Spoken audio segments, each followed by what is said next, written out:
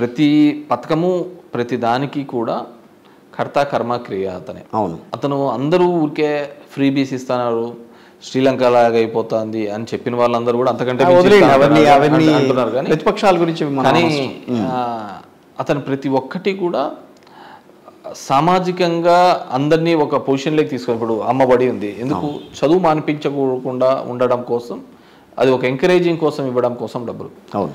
ఇప్పుడు దాన్ని ఇద్దరికి ఇస్తారా ముగ్గురికి ఇస్తామనేది కాదు సమస్య. ఆ తల్లిదండ్రులకి ఒక వయసు వచ్చిన తర్వాత పిల్లలు వాళ్ళని చదువు మానిపించేసి వాళ్ళతో పాటు కూలికి పోదాంలే, పనికి పోదాంలే అనే ఉద్దేశంతో చేస్తున్నారు. సో అలాంటివి ఉండకూడదు, పిల్లలు స్కూళ్ళకి పోవాలా అనే ఉద్దేశంతో. ఇప్పుడు ఎడ్యుకేషన్ సిస్టంలో ఉన్నంత రిఫార్మ్స్ ఏ గవర్నమెంట్ కూడా ఎడ్యుకేషన్ సిస్టమ్ మీద ఇంత ఇన్వెస్ట్మెంట్ చేయలేదు.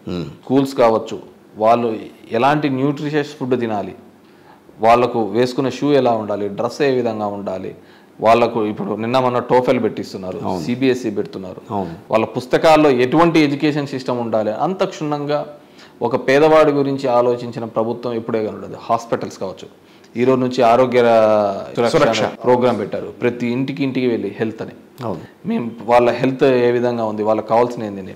దగ్గర నాకు 3 urban health centres, MCh mother and child hospital, ఈ రోజే దగ్గర 5 మెడికల్ కాలేజెస్ ఓపెనింగ్ చేసిన. అదే అడగబోతున్నా, మీరు మీది నియోజకవర్గం. నా దాంట్లో 3 అర్బన్ హెల్త్ సెంటర్స్, ఒక మదర్ అండ్ చైల్డ్ హాస్పిటల్స్, ఇవన్నీ కూడా ఓపెన్ చేయడం జరిగింది. సో హీస్ టేకింగ్, అంటే పేద మధ్యతరగతి కుటుంబంలో వాళ్ళు చేసుకున్న ఆదాయంలో, వాళ్ళ సంపాదనలో 60 to 70% most of them investment on education, అదేవిధంగా దీని మీద హెల్త్ మీద ఇన్వెస్ట్ చేస్తారు. అవును. విద్యా వైద్యం మీదనే వాళ్ళ ఆదాయంలో 60 to 70% ఇన్వెస్ట్ చేస్తారు. రాజశేఖర రెడ్డి గారి ఆలోచనలు కూడా అట్లాగే ఉన్నాయి. సో రాజశేఖర రెడ్డి గారు 35,000 ఫీజు రియంబర్స్మెంట్ తీసుకొని వస్తే చంద్రబాబు అది కంటిన్యూ చేస్తూ ఒక 3 ఏళ్లకు బకాయి పెడితే, ఈయన వచ్చిన తర్వాత ఆ 35,000 కాదు బకాయిలన్నీ క్లియర్ చేస్తూ మొత్తం 1,00,000 అయితే 1,00,000 ఫీజు ఇతనే కడుతున్నాడు. అది ఎంత అయితే ఫీజు స్ట్రక్చర్ ఉందో అంత ఫీజు మేమే కడుతున్నాం. గతంలో రాజశేఖర్ గారు ఓన్లీ 35,000, చంద్రబాబు అదే 35,000 ఇచ్చేవాడు. కానీ ఇప్పుడు మొత్తం ఫీజు స్ట్రక్చర్ ఇస్తూ హాస్టల్ కూడా మళ్ళీ 20,000 ఇచ్చేవారు. సో ఎందుకంటే ఇది ఎంకరేజ్ చేయడం కోసం. సో అలా హెల్త్లో కూడా ఆరోగ్యశ్రీలో కావచ్చు, మన రాష్ట్రంలో కాకుండా పక్క రాష్ట్రంలో అయినా హైదరాబాద్లో కావచ్చు, బెంగళూరులో కావచ్చు, చెన్నైలో కావచ్చు. So these are all many factors. వాటి ఇది కాదు, ఇప్పుడు పిల్లలకి అందరూ చేస్తున్నారు, వాళ్ళకేం ఓటు హక్కు లేదు కదా, కానీ ఎందుకు చేస్తున్నారు, వాళ్ళలో డెఫినెట్గా డెవలప్మెంట్ చూపించాలి అనే ఉద్దేశంతో చేస్తున్నారు. ధర్మవరం నియోజకవర్గానికి ప్రత్యేకంగా కేటాయింపులు ఏమైనా చేశారు ఈ 4.5 ఏళ్లలో? ఒక 680 crores ఒక రిజర్వాయర్ శాంక్షన్ చేశారండి. The works also going on, పోతుంది. దగ్గర 250 కోట్ల వర్క్ కూడా అయిపోయింది. సో ఆ రిజర్వాయర్ వల్ల 25,000 ఎకరాలకు సాగునీరు వస్తుంది. దగ్గర 36 గ్రామాలకు తాగునీటికి ఉపయోగపడే విధంగా. అంటే మీ డిపిఆర్ ఎట్లా వెళ్ళింది వాళ్ళ దగ్గరికి అప్పుడు? ఎక్కడికి అంటే గవర్నమెంట్ దగ్గరికి. సీఎం గారు ఫస్ట్ మా నియోజకవర్గంలో నేతన్న నేస్తం మగ్గం ధర్మవరంలో మగ్గం ఉన్న ప్రతి ఇంటికి కూడా 24,000 రూపాయలు ఇచ్చే స్కీము మా ధర్మవరంలో ప్రతిపక్ష నాయకుడుగా జగన్మోహన్ రెడ్డి గారు ఉన్నప్పుడు ఇక్కడే అనౌన్స్ చేశారు.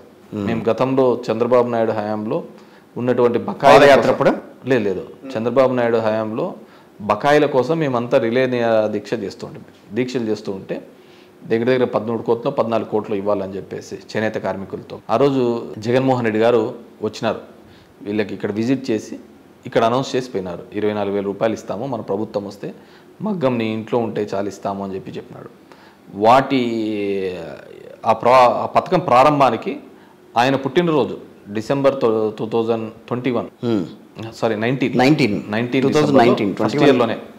ఫస్ట్ ఇయర్లోనే ఇక్కడికి రావడం జరిగింది. ఇక్కడే పథకం స్టార్ట్ చేయడం, కోవిడ్ రాకముందు. సో అయినా 6 నెలలకే అనుకోండి. అవును. ఆ రోజు వచ్చినప్పుడు మేము చెప్పాం, ఈ ప్రాంతంలో ఒక రిజర్వాయర్ కావాలి. ఎందుకంటే రాయలసీమ ప్రాంతంలో ఎలా ఉంటుందంటే వాటర్ వచ్చినా కానీ స్టోరేజ్ చేసుకోవడానికి రిజర్వాయర్స్ లేవు. సో ఒక రిజర్వాయర్ ఉంటే ఎప్పుడైనా కానీ ఫ్లడింగ్ ఎక్కువైనప్పుడు మనము స్టోరేజ్ చేసుకోవడానికి వీలవుతుందని చెప్తే ఆయన ఇమీడియట్గా అప్పుడే వాటి ప్రపోజల్స్ తీసుకొని రావడం జరిగింది. ఇమీడియట్గా నెక్స్ట్ సక్సెసివ్ ఇయర్లోనే యాక్సెప్ట్ చేయడం జరిగింది. బట్ అన్ఫార్చునేట్గా కోవిడ్ రావటం తర్వాత సో ఒక 1.5-2 years డిలే కావడం జరిగింది. వాట్ ఎవర్ మేబీ వర్క్ ఇస్తే ప్రోగ్రెస్ ఉంది. ఇంకా ల్యాండ్ ఎక్విజేషన్ పార్ట్ కొద్దిగా అయిపోతే ఇంకా కొద్దిగా స్పీడప్ అయిపోతుంది. సో మీ ప్రత్యర్థి కంటే మీరు చాలా బెటర్గా పనిచేశారని ఏ రకంగా చెప్పగలరు? అన్ని విధాల్లోనూ కూడా వాళ్ళకు మించి, అంటే వాళ్ళు గతంలో పార్టీలకు పరంగా పథకాలు ఇచ్చేవాళ్ళు. ఈరోజు పార్టీల పరంగా పథకాలు లేకుండా అందరికీ కూడా అన్ని విధాలుగా కూడా సాయం అందించేవారు.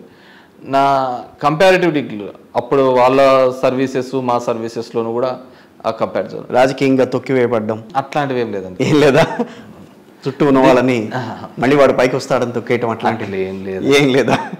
సో మీ మనసు మీ మాట తీరు మనసు చూస్తే కొంచెం చాలా సున్నితంగా కనిపిస్తూ ఉంటుంది కొన్ని విషయాల్లో.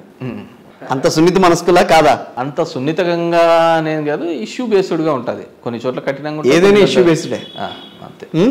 ఆ సందర్భానికి దాన్ని బట్టి మనం చేస్తుంటారు. కానీ నాకు సింపుల్ అండి, నాకు ఈ నియోజకవర్గంలో ఎవరి మీద కానీ వ్యక్తిగత కక్ష కానీ కోపం కానీ ఎవరి మీద లేదు. తెలుగుదేశం పార్టీ వాళ్ళు పైకి వస్తే మరి వాళ్ళని ఏం లేదండి, నేను ఎవరు బాధర్డ్ అబౌట్ దెమ్. నేను ఎప్పుడు పట్టించుకోనండి, వాళ్ళ గురించి పట్టించుకోను. ఇది